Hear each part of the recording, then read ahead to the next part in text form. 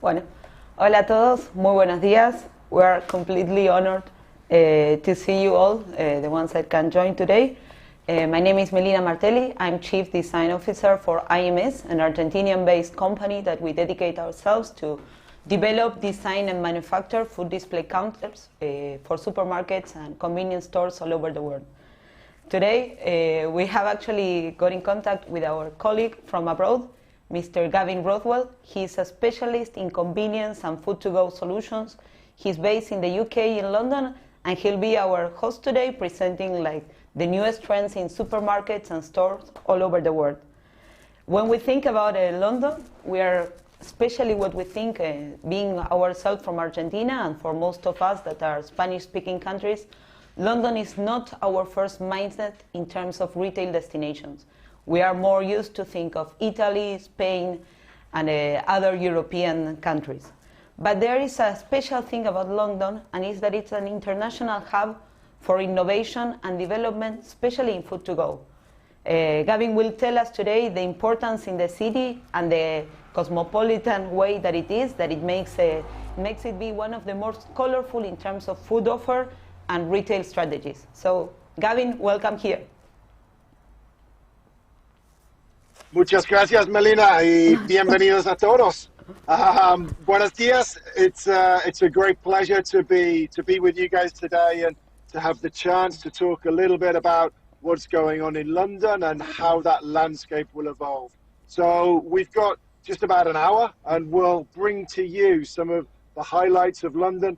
We can't take you on a real safari today, but we'll do our best with a virtual one to try and bring to life some of the best concepts in the city, and we'll take you on a little step to the rest of the UK as well to share some of the innovation there as well. Does that sound okay, Melina? COVID doesn't stop us, Gavin, so let's go. Perfect, and many thanks to all of you guys who have joined us today. And Melina, did you say that this will be available afterwards as a recording? Yes, we are going to prepare a YouTube link, and we are going to send it to everybody that registered online. And tomorrow we are also going to send a summary, so all the information will be available for anybody afterwards, and you will also get the contacts. For anyone that doesn't yet, I think that you should, or even you must, follow Gavin on LinkedIn, because he's very interesting in terms of showcasing constantly all innovation in terms of supermarket and convenience stores in Europe. Thank you very much, Melina. So, should we get started with the slides? Please.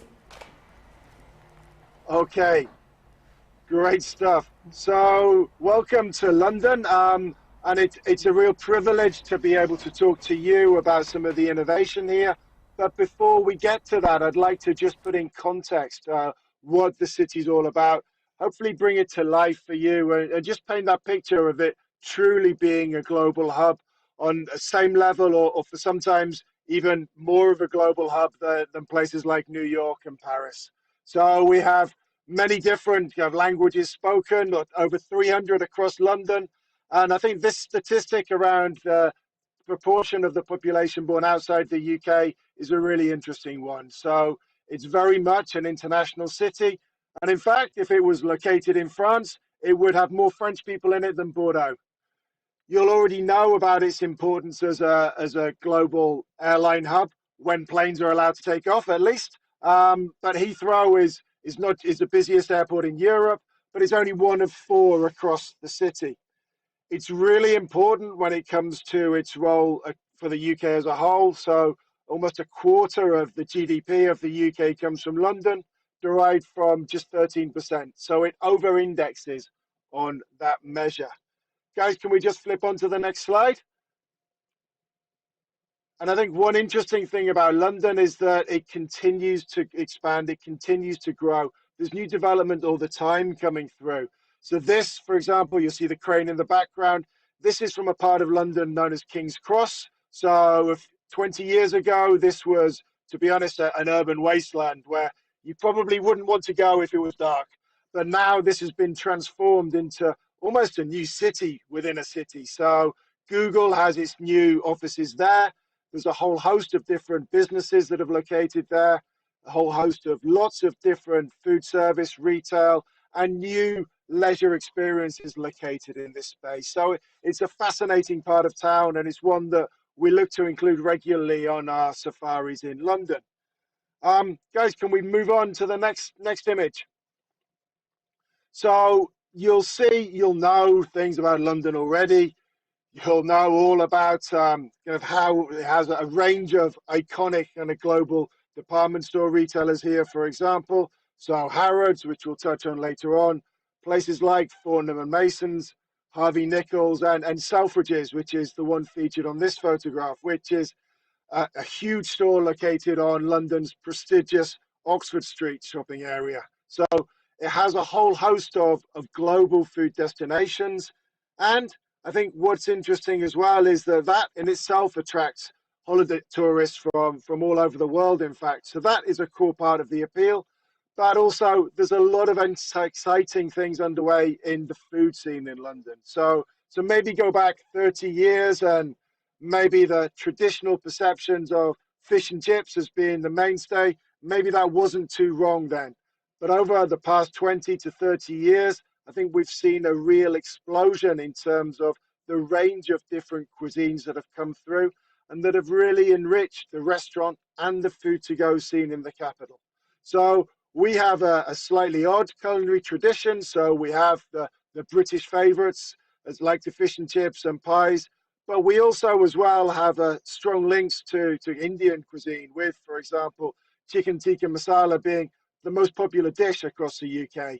But we're now looking well beyond that in terms of the range of culinary influences coming through. And just through looking at any of our kind of leading supermarket retailers, you can see those ranges increasingly coming through in what is a diverse global palette of flavors available across most stores. So I mentioned before around some of those different operators. If we can just go back one slide, that would be perfect. I'm talking too slowly today.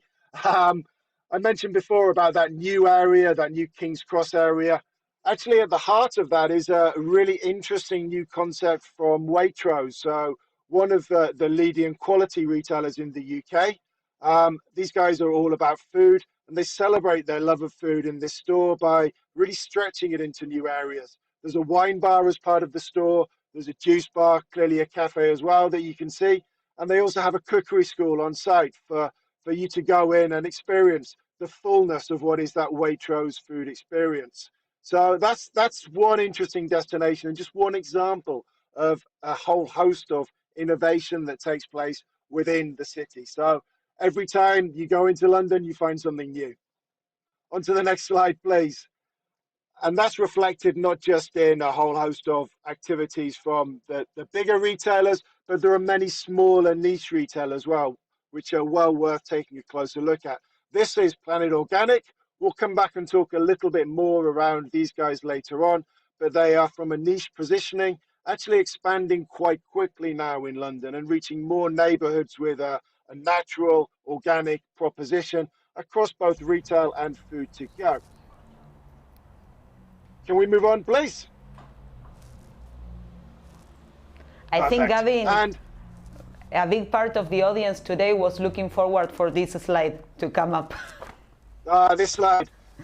And there are two reasons to be excited by this slide. One, if you're a football fan, you'll see in the background, that is Wembley Stadium. And if you're not a football fan, or if you're just a grocery fan, then you see the Amazon Fresh store up front. So London attracts different innovations, different global flagships. So whether it's from Nike, Apple, or M&M World, all kinds of different things there. And equally, it's attracted Amazon into the UK, which has moved in with a concept which is not like the Amazon Fresh or the Amazon Go in the US. It's a newly created Amazon Fresh concept designed around European convenience principles, very much for the UK market in what is the leading European hub. And it's a European convenience concept, so much more like a Minuto Pau de Azúcar than an OXO or a 7-Eleven. So very much focusing on celebrating fresh and bringing out those kind of next 24-hour solutions. It's quite interesting, Gavin, what you say. Sorry, because as we speak, preparing this webinar, most of Latin American retailers, they are moving into the development of small format stores So I think quite a lot of the information that will come up later is useful for them in terms of defining what the model is and what it means for customers to shop quick and easy, right? Yeah, and I think the key is that fresh proposition. So whether that's across produce or the meal solutions, both for now and for later that are in those stores, that is certainly something which many of my groups come to London to look at and to learn from, because it's a fantastic test bed for all of that type of thing. Makes us One area where we are less developed than many Latin American cities is in the development of your kind of rapid online delivery grocery. That's something, however, that has really exploded in the last 6 months, and we've seen maybe 5 or 6 new entrants coming into this space in what is still quite a small market. So lots of activity around there, lots of investment behind it, but as of yet, where we are in the UK, still a relatively small market for it. But clearly, there's investors that are seeing longer term opportunity in that space and are putting their money behind it right now. I think, however, what I should say is that we do have a very mature online grocery market as a whole, and that has doubled in size over the past year, influenced clearly by COVID, but it's now up from 6 to maybe around about 12% of the market as a whole. Let me just give you a little bit of a flavor around kind of what that UK market looks like in terms of food retail and grocery. So supermarkets are the most important channel, but they're not where the growth is. So the 3 growth channels over the past few years have been convenience, and as Melina says, it's very much around the next 24 hours. That's been growing steadily. The one that's really been growing fast, or 2 that have been growing fastest, is online, clearly growing roughly 10% over the past few years, but over the past year, probably doubling. And then also around discount as well. So Aldi and Lidl are both significant players in the UK market with a share of maybe 6% or so each. What they have done is they've been putting down new stores all the time, and they have been growing well ahead of the market until COVID came along. And that's actually set them back and actually provided a boost to supermarkets as more consumers have favored that one-stop destination of that supermarket and hypermarket channel. An important feature of the UK market as a whole is that, yeah, it's generally company-owned stores, some experimentation with franchising the model now, but still very early stages. There is a strong focus on private label, and actually in the case of Marks and Spencer, for example, so a premium retailer here in the UK, up until recently, 100% of their offer was private label. Now it's slightly less than that, but still well over 90%. So that focus on private label remains strong across the board, and that's a significant lever for retailers. I think what we do see is a market that is actually quite mature when it comes to food retail. So now the challenge for many is to look at where the next step of growth is coming from. So a few different strategies underway. Clearly, up until recently, we saw some M&A activity coming through, but some other activities in terms of looking at how these guys can use what are very efficient supply chains to supply more non-competing retail groups. So there are a number of franchise-style convenience groups across the UK. Retailers like Morrison's, like Co-op, and like Sainsbury's, so some of the leading players, are now bringing their supply chain as an option for those guys to take advantage of in providing them with new ranges, new products, and often a better, more frequently delivered supply chain as part of that. So that's some of the things that we're seeing going on. And of course, a key growth area where we'll cover in a lot of detail today is around the push into food to go, and sometimes even beyond food to go into deeper food service. It's great to be able to talk to you today about some of those examples. They'll be coming up very shortly. We've just got a little bit more of a picture to paint around the market. If we can move on a slide.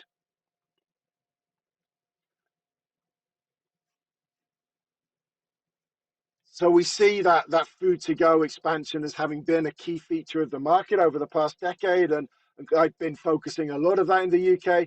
There's always huge amounts going on in London, and increasingly we're seeing much more going on across the UK now as more London chains look to expand, and more regional chains look to grow as well out of different cities like Manchester, Bristol, Birmingham, and Edinburgh. So we see this coming through strongly. And I mentioned earlier on the broadening culinary influence that we're seeing on very much a global level. So we have a vibrant street food scene. And this is really a key area where we see a lot of the global flavors coming through. So places like Camden Market and a range of different markets all over the UK springing up to be able to deliver that. Some of that moving into a more formalized food hall setting, which are rapidly expanding. So we're not quite at the level of the US quite yet, but we are seeing a lot of growth in London and beyond now, which we'll come back to a little bit later on. An Gavin, important influence of that is on what the main food retailers are thinking in terms of how they develop their propositions. So we see, for example, we'll see some examples of that coming through, and that will be a growing influence on their strategies going forward as they look to emulate some of that food hall appeal within a traditional supermarket environment. Melina, you wanted to say something? No, I just wanted to highlight one of the news that you actually mentioned on your LinkedIn this week. That is, I think it's a vibrant new concept that Italy is finally coming to London. I think in terms of the food hall expansions and the gourmet and the international offer that you see in the city, it's very important to see a key player like Italy coming into the city, and it's going to be interesting how they adapt and they bring all this Italian flavor and knowledge around the London market. It really will be, and that's an opening in, I think, next week. In fact, that I'm very much looking forward to, and it's a vibrant food hall set up already. And in fact, there's already an Italian-based specialist with a couple of food halls in and around London. So they won't have it all their own way, but the eatalis that I've seen around the world in Sao Paulo, Milan, New York, they bring something new to those markets all the time. So it should be a great addition to that London landscape. Definitely. Guys, if we can move on to the next slide. So I mentioned a little bit about kind of the M&A activity. I think what's quite interesting as well is how some of those global strategies are shifting. So you'll know already how Walmart is looking to divest its operations in what it sees as non-core market and putting actually a lot of the funds from that in to funding investment in online, digital and tech in its core domestic market. It's also withdrawing from the UK market as well. So it's sold Asda. That's one part of the story. The other part of the story is who is buying it. So it's actually being bought by a gas station operator, by a group called EG Group, which set up from around about 20 years ago from one petrol forecourt, so one gas station in the north of England, and has since then built a global network across Europe, into North America, and also now in Australia. So these guys, the owners of that, have bought Asda. And it's quite interesting as well when you look at their strategy with their gas stations has been very much to work with well-known franchise partners. So bringing in the likes of Starbucks, Subway, KFC, and some more local ones in the UK as well, and using that to create the destination appeal.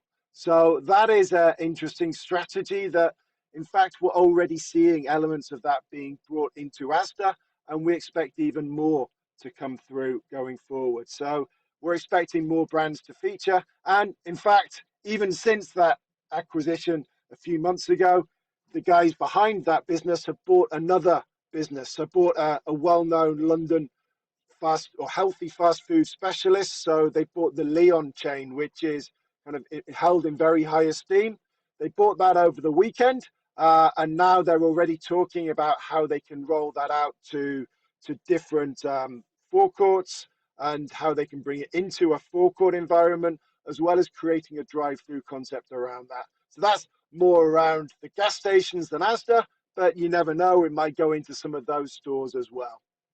So this is just a picture of the market shares in the UK. So you can see Tesco is the market leader by some distance, followed by Sainsbury's and Asda in 2 and 3 position. And then Morrison's in number 4 position, which is a really interesting one because it has a differentiated way of working to the others. So it's much more focused on, should we say, the vertical integration. So they own their own farms, their own abattoirs, their own fisheries, and they use that vertical integration as a strength in their supply chain to bring their unique product into those stores. And interestingly, they also focus very much on producing what they can in the store. So it's a differentiated concept. They exhibit that with a market street style operation. And now they're looking at evolving that into more of a street food style market kitchen, which we'll come to shortly. On to the next slide. And this is a slide which just gives you a picture as to where those individual retailers sit in terms of quality and value. Now, this will vary by category and, to be honest, by individual as well. People will think different operator in different position, but hopefully it gives you a flavor that Marks & Spencer and Waitrose are probably the standout operators from the premium perspective. Ocado is actually an online-only specialist, but Marks & Spencer has bought 50% of that business, so now distributes through those guys as well. Whereas everyone else is kind of getting that balance of quality and value and making that right work for them in their different locations. On to the next slide. I mentioned Marks & Spencer for a reason. It's one of our focus retailers today, and we're going to focus in shortly on their latest London concept.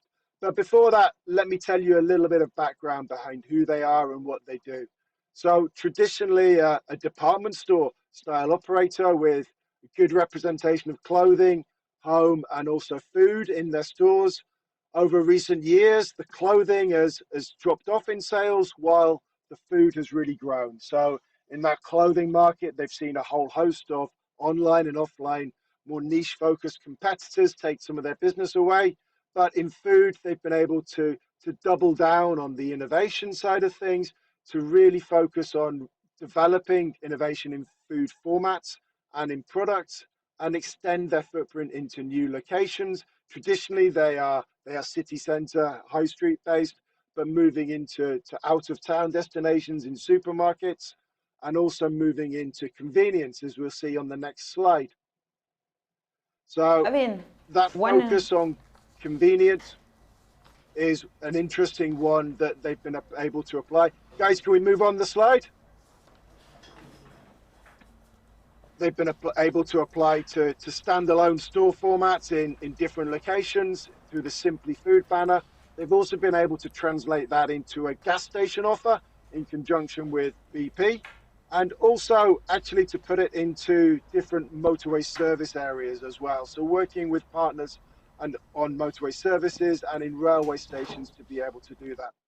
Sorry, Melina, what was your question? Not a question. I wanted to highlight that Marks & Spencer, again, I'm speaking from the Latin American perspective, so I think it's interesting to explain to people.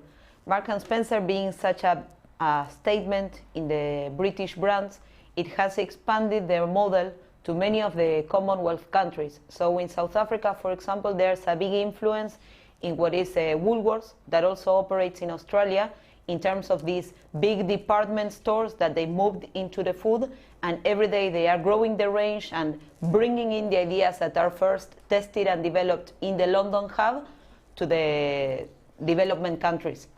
And they are every day moving that focus into, as you say, many close retailers. They are stepping forward in terms of clothes, but the food continues to be their big moving operator and differentiating offer.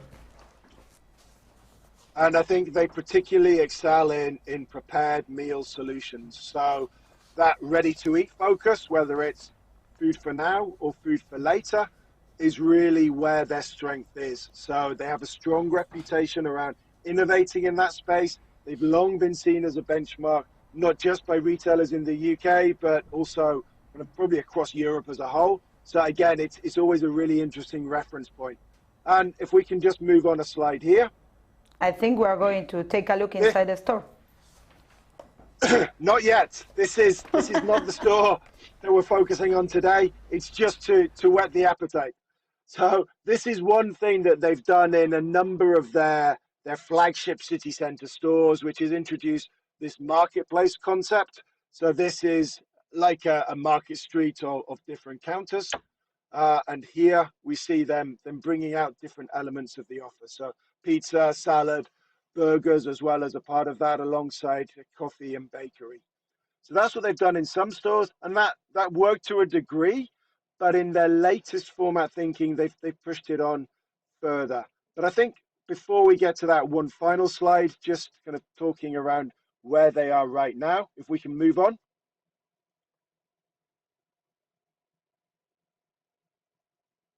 Can we change the slide? Great. It's just in terms of they are looking to really position themselves as a destination for more distinct missions more often. So people traditionally might have gone in there for lunch, or they might have gone in there for dinner. A wide part of what they're doing, as you'll see shortly, is around positioning themselves as a destination for that bigger shop. So talking around the affordability of those kind of basic items. And also, this is something they did in the COVID times when all the restaurants were closed, talking how they could create a virtual menu, if you like, with their solutions for different occasions, helping to try and increase that spend and make them more relevant and capture a bigger share of that overall food spend. Melina, I think we should take a look at the store itself now, don't you? Okay. Yes. This is where the part of the presentation that we like. You know that we are store designers and we like to do food display counters. So finally, we are coming here. And I think this this latest concept from Marks and Spencer's, this is what they've done in the London Clapham store. They've done it in about 10 different locations now across the country, all slightly different, but based on some very similar principles. And you can see that celebrating fresh is very much at the heart of what they do, with some great merchandising around the store, and also some great use of color and seasonality in everything that they're doing around that. Can we just move on? Yes. The future is local. Okay. And with it being, with the location that it's on is a suburb of London, not too far from the centre, but a fairly premium focus. There's a strong focus on food to go in this store, which is significant, and they aim to meet that through a variety of different needs. Should we run the video? Let's take you on a little bit of a tour around that store. So I mentioned before the location. You can see you have lots of development around there on a high street. The video is perhaps running a little bit slow for us right now, but I'm sure we'll catch up in a second. And you can see on that entrance to the store that it's all about fresh. They used to, at that start of the store, have a whole clothing area, but they ripped that out. And what they did is they dedicated that space to fresh overall. And you can see they bring out the color really effectively in the products themselves, something which kind of I think more retailers could do as an opportunity more broadly. In the store itself, they make nice beacons of specific categories in the store. You see the cheese and the wine here, for example, helping to give them their unique personality and destination status in store. The private label focus I mentioned before, that enables them to do some great color blocking around those private label sub-brands in the store, around their plant-based and around some of their more specialist lines in that as well. Food to go is an important part of what they're doing there, and a substantial part of that store is dedicated to it. So barista coffee, a core element within that, and also alongside a really impressive bakery, they have the pizza counter in store as well. You can see this clearly when you go into the store. So low fixturing helps create some really clear sight lines through to the excitement of the pizza oven and the bakery at the back of the store. So again, it's around creating a different look and feel, creating a different mindset for customers when they go into the store, and helping them to have a different type of shopping experience. They also make individual bespoke products on site and this particular store. So they're able to kind of test new things, create a little bit of distinction versus a standard Marks and Spencer store within that as well. I mentioned the affordability across the range before, that there was a key element of how they're keen to communicate that, but they're also keen to talk about other aspects, so sustainability, integrity of ingredients, and making sure that each of their stores are truly locally relevant in what they are and how they operate. And I think within that as well, a part of that experience overall is very much around kind of that customer service side of things. So yeah, before we get to that, a little bit more around the affordability piece. If we can just move on to the next slide, then you'll see how they can make a focal point out of all over the store, really. They do a really good job in this with the fixturing. You saw before the cheese and wine, meat, fish also get a similar kind of treatment, really helping not just the visual impact, but actually helping with that navigation in store as well. And that customer service point as well is an important one. So it's the little things that enhance that experience. So you can fill up your water bottle in store, you can test the wines of the month, and if non-COVID times, at least when you go into the store, you can sample the best produce of the season, what's on special that day, with a couple of greeters located close to the entrance. Melina, how does that look to you? Would you do your shopping there? You know, I would definitely. We need some innovation in the Argentinian market. So if anybody's listening, I think it's a good moment to take action. There's a couple of things that I see that are very interesting that you show in the video, and I think it's nice to highlight to the audience that is listening. One or two ideas is you spoke many times, and especially when we were preparing this event, about creating missions and creating value. The way that the food is packaged, presented, and the way that the people walks around in the store and finds that different food offer is definitely something that the retailers in the different countries, they must learn of. Like, for example, you show the pizza. How do you create something special out of pizza that is a very popular product? Well, in the most upmarket stores, as you were showing the Clubman store, you have this amazing pizza oven, but so that you can have your hot pizza ready to go baked in the store. But on the other way, you also have a beautiful pizza pre-packed that is an easy-to-go solution that is taking the experience home. So when you speak about this, thinking of the customer in the next 24 hours, it's not only meeting in the moment, but also thinking on the food for later. And the way to accomplish that is that the customer, every time that they think of a food solution that they need, they think of the retailer. So that's I think that's the aim that Marks and Spencer is looking forward. The second idea, and has to do with the last slide that we were seeing, is about some digital innovations and interactions that are happening in the store. When you say create value, for example, out of better customer service. So the idea of expanding the customer's mindset, of letting them know what the range is about, of challenging them into testing new products that would not be in their first market shop list, right? Exactly. Celebrating individual products, celebrating categories, encouraging product trial, and creating, almost in some ways, a learning experience in that store as well. And I think the other thing which I didn't mention in enough detail during that video was how the fixturing is broken up. So this is moving a long way from the traditional aisles of supermarkets. It's low-level fixturing, it's different styles used within the store to help create those focal points and create those specialist zones of expertise within the store itself. And what is interesting, and we're going to see in the next case study, is that once that the first big player makes the movement, it challenges the rest of the retailers to move forward onto the next step.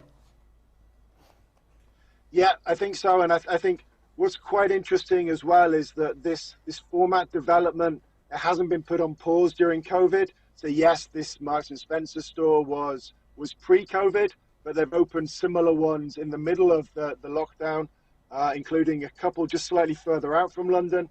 And actually, most of the work around this next example that we're going to look at has actually been done during COVID times. So even though it's a food service style concept that we're going to talk about from Morrison's, they've still pushed ahead with that. They've done that work in the background. And you know what? They've actually found it's a really good time to be able to recruit people just because of the nature of the market. So they've probably got a super skilled team. Well, they have. They've told me they've got a super skilled team in place, and that in itself has helped to create a real buzz around that concept. And it's a really exciting one. We'd better carry on and talk about it in a little bit more detail, hadn't we? Let's show the people what you are speaking about.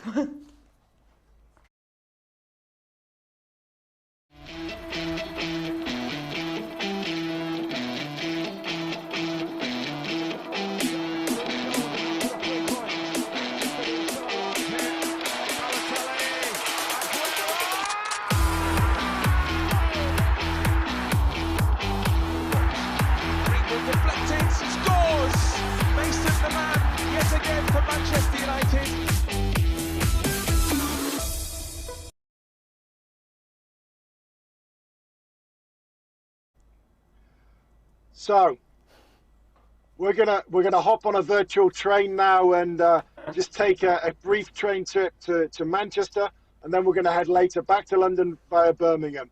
So talking of Manchester, let's move on the slides and just give you a little bit of an idea of what the key differences between those cities are in the UK. So you can see from this slide that London is the biggest by some distance. But actually, when it comes to the relative performance of each, then maybe the Champions League win is a better way of measuring. So London recently managed their first. So Chelsea won the title just a few years ago. Many years ago, Aston Villa won a Champions League or European Cup for Birmingham. But Manchester has more than the two cities combined. And it should be said that all three of those rest on the red side of Manchester rather than the blue one. You know that in Argentina we know very well Manchester soccer teams, but it's going to be exciting because we actually know Manchester for the beer and the soccer, but I think that you want to tell us about retail. I'll tell you about the beer and the soccer later. But now let's focus on the retail. And you can see here that the picture we have here is the weather that you get in Manchester 350 days of the year with the rain coming down. But for those 14 days of the year when it is sunny, it is amazing. But this is a concept which really was born in Manchester. There were some trials in London before, but it's one that has been developed right in the heart of the city centre of Manchester by Morrison's in a kind of unique location in pretty much the main square, so the main plaza of the city as a whole. This site, they've really taken a fresh look at what they do around food to go and thought, how come we can see lots of development going on in food halls? We can see development in the US and in European markets like the Netherlands and Ireland, where actually people are really looking to raise the bar in terms of what food retail can deliver. What can we do in response in terms of developing a compelling proposition which stands up as a credible proposition in its own right, not just because it happens to be where people are doing their weekly shop? And they've come up with a really impressive and impactful concept as a result. The Morrison's Market Kitchen was something which, yeah, as I said, this store opened to the middle of last year in the middle of lockdown in the heart of Manchester, and a new team of food service experts was recruited to create and curate this proposition, meeting multiple different food for now missions. What's quite interesting as a new concept is that it's integrated with your kind of meal delivery systems from the start. So worked with Deliveroo, Uber Eats, people like that. If we can pause on that slide for a second, just on the previous slide, you'll have seen there are lots of different elements to it. So it is around creating a run of different counters like a food hall to be able to offer choice and to a degree within some of those some flexibility as well. So there's one feature of that is the hot pan, which is a counter which serves rotating daily specials or something taken from food service, but very rarely done in retail itself. So it's something which they've done. Clearly, it's a great device to be able to get people to come back into the store more often. Here, they've done it with rice-based dishes. So one day it might be a paella, another day it might be a risotto, the third one it might be a curry. Those are the types of things. And they flex that according to the different day of the week. And in fact, as we'll see later on, they flex it according to the store location as well. So it's around building the right proposition for those individual locations based on a kind of set of modules that they are constructing and still building right now. The hero element within this, however, is the char and smoke. So this is, as you can see by the window, clearly visible from outside. And actually, it's quite simple in what it does. It focuses on a few high quality ingredients. So they have a beef, a chicken, and a roasted vegetable base. From that, you can have it with different slaws and salads, and have that either in a wrap, or if you want it in a healthier bowl, you can do that as well. But the idea is making few ingredients work very hard in terms of developing a quality yet value-oriented proposition. So this is very much at the heart of what they're doing there. And actually, this was one of the elements that they translated when they moved into the next phase of the trial, which is putting it into a supermarket. So the earlier store is kind of an urban supermarket stroke convenience store.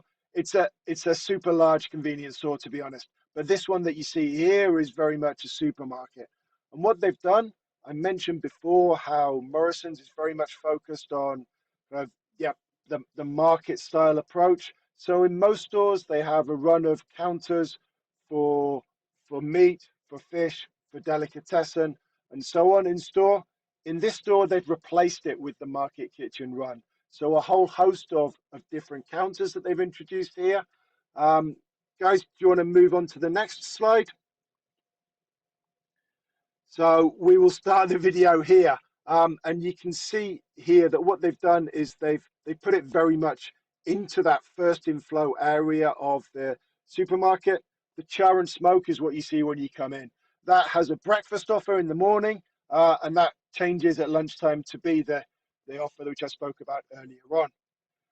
If as you wander down that aisle, you can see they would have had a chicken counter in there before, but they brought that back into that kind of food to go section of the store. The hot pan that we mentioned earlier on in terms of how they use that for daily specials. And those are in big paella style pans, which clearly create that theatre in the store itself. So moving on to the other aspects of the proposition, they introduced a pizza counter and a pasta counter into this store. And what's quite interesting as well is that they will use, again, those common ingredients between the two where they possibly can. Moving towards the back of the store, they've been able to keep the most important elements of those counters they had before. So the butcher's counters, the fishmongers are very much there.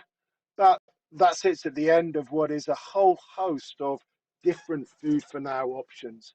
I mentioned before about the tie-up with delivery. This is close to a university.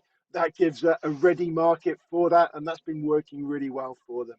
What's interesting as well is that the flexibility they have in that kitchen means they can flex the menu around different times of the day, different times of the week. So they do a roast dinner offer. Again, a typical English dish on a Sunday, so a roast beef or a roast chicken.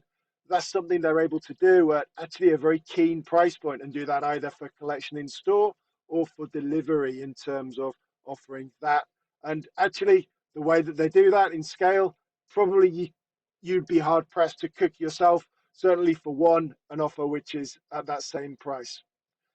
I think what's interesting about it is they continue to innovate, and they continue to look at new concepts that they can introduce. So in this store, they also introduced the milkshake and waffle counter, and in a more recent iteration, they've introduced a kind of vegan burger counter in there, as well as a toasted sandwich offering.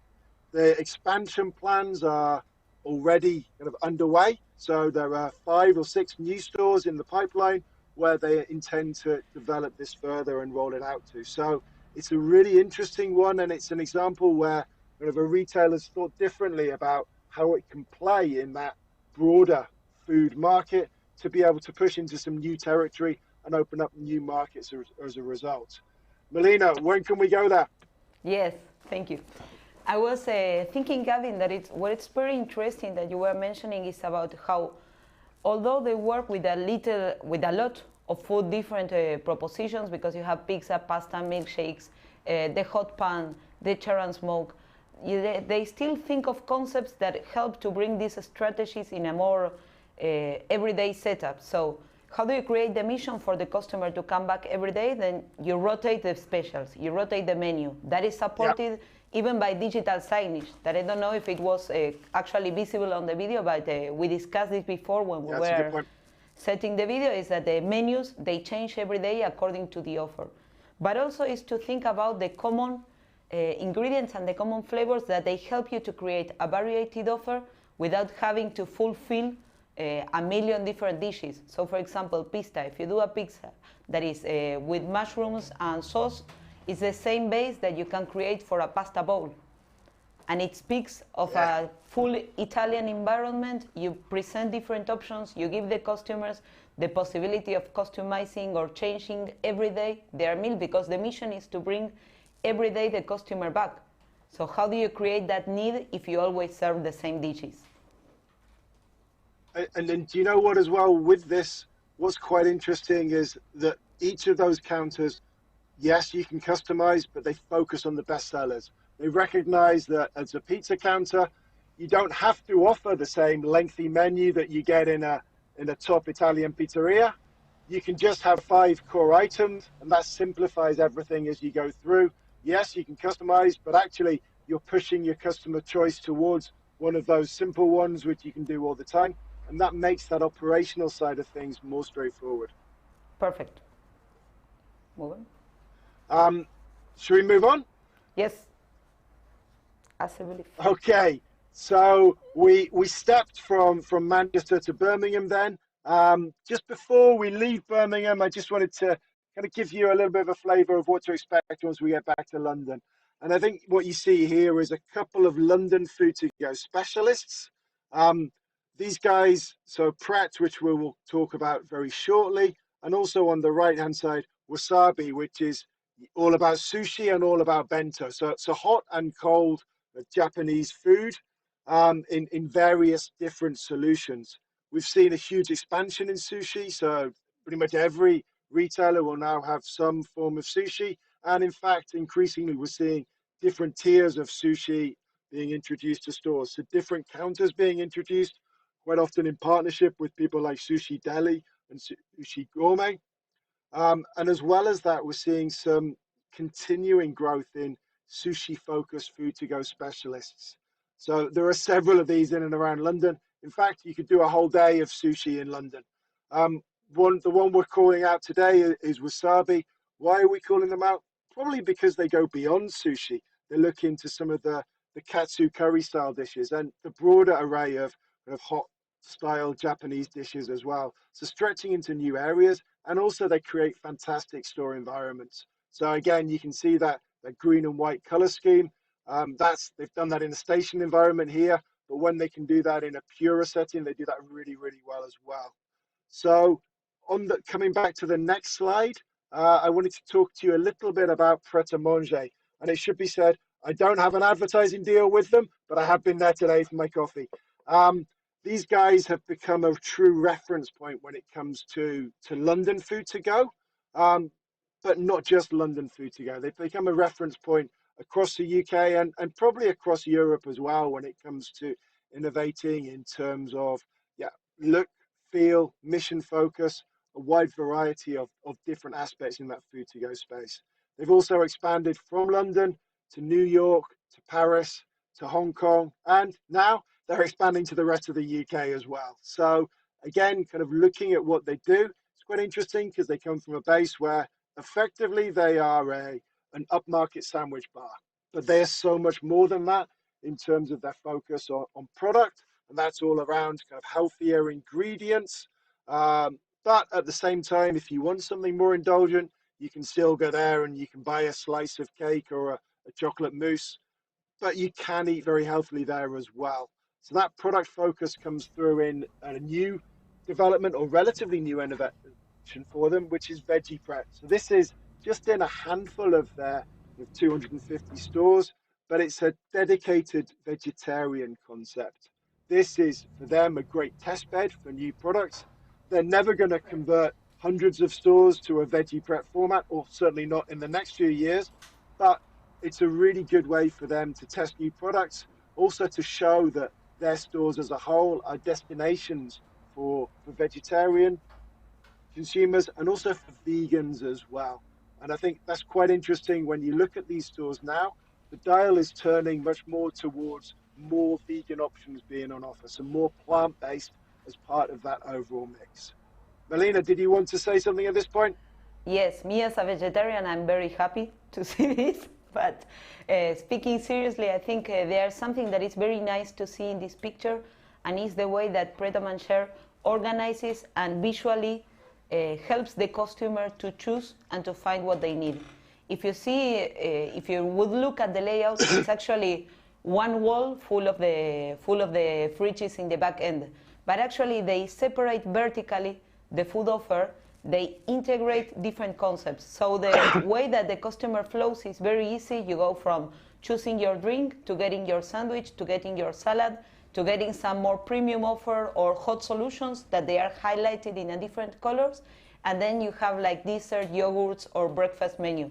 That is something that is actually very nice to see when you walk into the stores, and it changes, it gives a very clear flow on how to do, and it has actually rolled into all the other players because they all copy this way of formatting the convenience offer. Yeah, it's very true. And I think the other aspect, a couple of other aspects to call out. One, the store environments are really warm and welcoming. Two, the operational simplicity is a focus in what they do. So they try and minimize the amount that the guys behind the counter have to do. So they make the sandwiches on site each day, but that's before customers come in. So they put them out on shelf. And then the other aspect which that feeds into is customer service. A couple of pieces around that. One, they have a customer promise. It's not official, but it's kind of, they aim to serve every customer within 60 seconds. And then linked to that as well, their staff are empowered to offer random acts of kindness to whoever they want and give them free product on that particular day. So it's a way of, it's not a standard promotion, it's a kind of promotional strategy that empowers the team members that day. Melina, you mentioned how it inspires others in the UK landscape, and certainly the Pret model has inspired the guys at Pure. It's a similar type of model. I think what Pure do is, again, it's a lot of in kitchen production on site, but here they take it further. So they actually make more, they make their own bread on site, they make more fuller meals, should we say, because Pret is, a lot of it is around salads and sandwiches, but for Pure, they'll take it into hot bowls, they'll do loops, and they'll do more kind of hot toasted sandwiches as well as part of that. So they do that in conjunction with a really nice quirky branding that's very engaging and really draws you in, with a strong better for you focus, but again with kind of that choice when you go into the store. If you need something a bit more indulgent, you can definitely find it. And just moving on, so there's many more London food to go specialists that we could talk about, but in the interest of time, we've still got a lot to cover. And we wanted to have time to talk to you about a few iconic kind of London concepts. One is definitely Harrods. So we mentioned before about some of the iconic retail that you see in London. Harrods is definitely a highlight of that. So a huge department store in a very premium area of London. What these guys have done recently is they've thought, okay, we really need to invest in upgrading our food hall proposition. And over the past 5 years, they've placed a huge focus on that. And that's been upgrading the restaurants, upgrading the food hall itself, and their food to go offering, just to create a new premium yet traditionally inspired look and feel to what they do. So you can see the great focus on product, the great focus on service. So they put a vegetable butcher's in store. Melina and I were joking earlier on that for Harrods shoppers who are very premium, this is about how people can get their vegetables cut when their staff members of the shoppers have the day off. So again, making sure that their premium customers don't have to do all the work, but very solution oriented in the approach overall. We mentioned before about the low level fixturing in Marks and Spencer's, and again, you really see this coming through in Harrods. So those clear sight lines enabling them to make the product, the really high quality product, then making that the star of the show. and everything else is really designed around that, but showcasing health, showcasing freshness as part of that overall offer. We can move on to the next slide. I think we can see that again. And then in terms of some of the personalization that they're able to do. So a really impactful bakery section. Half of it, in fact, is dedicated to one single product. Why have they done that? They've got a sourdough loaf that you can either buy with the Harrods logo on it, or you can personalize it as well. So again, kind of some nice touches around what they do. That customization feel is very much to the fore. So it really is a very differentiated look and feel in what it does, really celebrating service, celebrating that high quality that is everything that they stand for. Yes, I think, Gavin, that's something that is nice to mention to the people is that Harrods is a tourist destination, even if you are not a retail fan or a retail strategist. Yeah. It's definitely one of the points that you need to see in London. It's a completely upmarket experience, and it's one of the first shopping centers in the world. I think it's almost like 100 years old. And what's very nice is, as you say, this is the newest layout changes and the adaptation of the look and feel, but it's also one of the very few refurbishments that they've had in their whole history.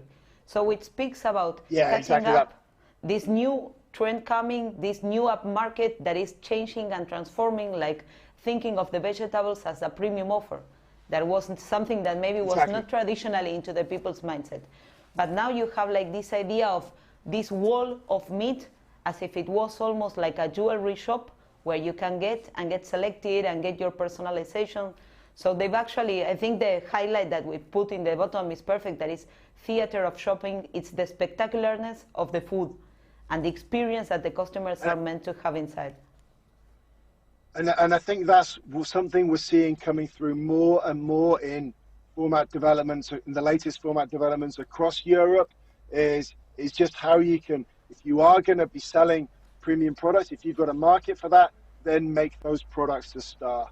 Really create that experience around them, and some really interesting things going on across many European countries in that space right now. So things in Belgium, for example, around really celebrating the deli, for example. Lots of exciting times for us. We wanted to move on and talk a little bit around another feature of the London landscape, one which will be familiar, no doubt, to many. I think this one not is from the maybe. I think this one is the most popular in terms of the audience. Everybody must know Whole Foods in terms of retail. Maybe it's the most popular of all the brands that we've been looking at. Yeah, and the stores I've seen in North America are amazing, and they reproduce some of that magic here in the UK. So it depends. They have smaller stores like this one just by Piccadilly Circus, which you saw earlier. But actually, I want to share really some of that innovation, some of that product focus, and some of that experiential side from another store a little bit further out, but still pretty central in terms of London. And again, a highlight of many of our retail and food to go safaris. So here it's a 3-floor store, 2 floors around kind of food retail and the top floor around food service. But each of those different parts of the store are given their own identity, so really celebrated. You can see that here with the coffee roaster in the middle of the shop floor. They also have their own dedicated cheese room, which is a walk-in function. And if you go onto the top store, again, I think what's really nice around this is how they're meeting different food service missions. It's not just thinking, okay, how do we meet the food service or the food to go missions? It's around breaking that down and thinking, what are the different fixtures? What are the different focal points within that we need to create to be able to meet as many of these as possible? So they have their own kind of English pub in there. If we can go back one slide, we can talk about that in a bit more detail.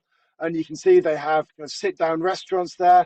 They have the bar-style restaurant here for sushi. And they also have more of a kind of buffet-style offer where they'll have a range of different street food options. And if we move to the next slide now, you can see that, within that, they've got things like pizza, things like tacos, and different types of products within that. They've also recently added this vegan grill. So plant-based very much coming to the fore in the UK right now, and rapidly integrated into the offer at Whole Foods Market. Now drop down a floor and then you have a whole host of different food for now and take-home solutions. Um, a lot of this kind of serve yourself style is in operation. Sometimes that's for ready meals, sometimes it's for antipasti. Lots on offer there, hot and cold, really as they do in the US, but that's quite standout in the UK market where there's more of a focus around the package solutions for various reasons. Guys, can we move on? Just to finish up with a couple of other examples, I promised you more around Planet Organic earlier on, and this is again, it's a great destination for our London safaris. So it's a concept really that is very much focused around wellness in its broadest sense. So you can see the split of the downstairs between grocery retail and food to go. Upstairs, there's a whole kind of well-being section, which is all around kind of different um, medicinal products around that, different health products, and there's a strong focus on customer advice within that. And that has actually proved really, really strong for them in terms of helping to build the credibility of what they do. And to be honest, in helping to build the average transaction size as well. Now here you see a 50-50 split between food to go and grocery. It's still on the previous slide. This is because it's right in the heart of the city. If you go further out and see some of their stores there, then there's a stronger focus on, as you'd expect, the grocery side of things, with food to go shrunk back. Just to move on to the next slide. We have many different retailers here in the UK who are developing in that convenience space. And as we say, it's more of the Minuto Pau de Azúcar style rather than a 7-Eleven or an OXXO. So that is kind of where that hotspot is in the UK market. We're seeing people like the Co-op, so featured here, have really specialized in that space and around meeting the next 24 hours. They have many neighborhood locations. Actually, what they've sought to do now is develop a new concept which is more honed in on that food for now mission. So they've done that within city centres. So they've one in Manchester and some in London as well. This one is in London, and really it is around different sandwiches, different salad bowls, different sushi, together with things like hot food as well. We've really seen that hot food unit become a core feature of convenience stores and bigger stores as well. Really, that is a key trend within the food to go market in the UK right now. And also coffee, bakery, juices as part of that as well. This is what they're doing. And actually, from a more premium perspective, if we go on to the next slide, that's something that Waitrose has been doing as well. We've only had the chance to briefly touch on Waitrose today, but it's an impressive operation. And what they do in their little Waitrose concept, which they've also rolled out to gas stations and motorway services, is they capture some of those great fresh elements in their bigger stores. So things like your bakery, things like your coffee in store, and they wrap around that a whole series of different kind of food for now products. So whether it's your sandwiches or your salads or so on, push that into food for later and accompany that with a good section for beer and wine. And it's very much targeting every need you could conceive of over the next 24 hours. Moving on to the next slide, you'll see that has very much informed the development of Amazon. So, funnily enough, when Melina and I were talking about this earlier on, we barely touched on the technology. We were talking about the product and the mission features within the store itself. So the technology, it goes without saying, it works. So you scan your phone when you go in, you just put stuff in straight into your shopping bag and you leave the store and it works perfectly.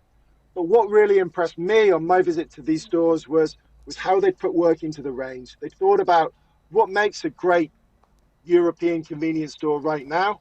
How can we make sure we capture latest trends within that? So things like, for example, you look at the coffee machine, it's not just about a dairy coffee, it's also about a dairy-free coffee working with Oatly. And within the food to go range, if you move on to the next slide, it's not just about your kind of sandwiches and a few salads. It's also going into things like higher protein lines, salad, power bowls, butter bowls, all kind of capturing some of the latest trends that we're seeing across the different food to go specialists and retailers and bringing that into really a concept which works very well from that perspective. So it's a really interesting concept to visit, not just from the perspective of the technology.